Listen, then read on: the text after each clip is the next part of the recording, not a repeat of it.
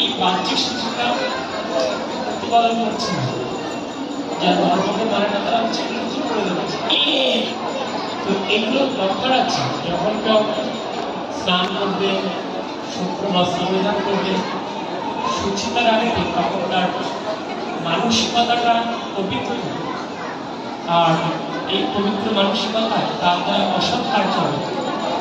মানুষ এখন অনেক অসৎ কর্ম করছে, আর সেই অসৎ কর্মটা নিজের পরিবারের মধ্যে ঢুকে গেছে। পিতা পুত্র একে অপরকে হত্যা করছে, মা সন্তানকে হত্যা করছে, আবার সন্তান মাকে হত্যা করছে। এরকম পর্যায়ে চলে গেছে। সদাচার প্রতিপালন না করার জন্য মানুষের স্বার্থ এখন অনেক বড় হয়ে গেছে, কিন্তু মানুষ ভাবছে না যে কোনো সময় মৃত্যু হবে, যে কোনো সময় মৃত্যু হয়ে যাবে। আমি যে অপরকে প্রবঞ্চনা করছি, আমি যে মিথ্যা কথা বলছি, আমি যে অধর্ম আচরণ করছি, এর ফল কে ভোগ করবে? নারদমুনি তিনি রত্নাকর দস্যুকে খুব ধিক্কার দিয়ে বললেন, ওই রত্নাকর, তুই যে পাপ কর্ম করছিস ওকেই নেবে পাপ। রত্নাকর বলছে যে আমার পিতা নেবে, মাতা নেবে, স্ত্রী নেবে, সন্তান নেবে। তখন নারদমুনি বললেন না, কেউ নেবে না। এবং রত্নাকর নারদমুনি নির্দেশ অনুসারে গেলেন, জিজ্ঞাসা করতে সবার স্বীকার করলেন যে আমরা কেন আপনার পাপ নেই। এই যে নিজের কর্মফল নিজেকে গ্রহণ করতে হবে। জগতে যে অন্ধ হয়ে জন্মগ্রহণ করেছে, আপনার চিন্তা করুন কেন অন্ধ হয়েছে।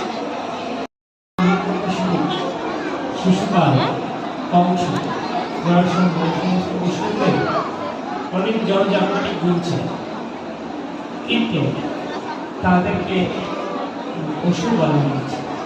কেন অসুর বলা হয়েছে? তার কারণ হচ্ছে তারা ভগবানকে মানত না, ভগবানের নির্দেশকে তারা গ্রহণ করত, তারা ভগবানকে অস্বীকার করেছে। তো তাদের অনেক জাগতিক ভুল রয়েছে। যেমন হিরণ্যকশিপু, ব্রহ্মা তিনি হিরণ্যকশিপুকে বললেন, তোমার মত তপস্যা তুমি করতে পারো, এবং ভবিষ্যতে এখনো করছে না, আর ভবিষ্যতেও করতে পারে। অর্থাৎ এই যে তপস্যা শ্রেষ্ঠ হচ্ছে হিরণ্যকশিপু। এত শ্রেষ্ঠ তপস্যা করেও হিরণ্যকশিপু কেন অসুখ? এই তপস্যাটি হিরণ্যকশিপু করেছিল নিজের জন্য, নিজেকে প্রতিষ্ঠিত করার জন্য। শাস্ত্রে তপস্যা করার কথা বলা হয়েছে।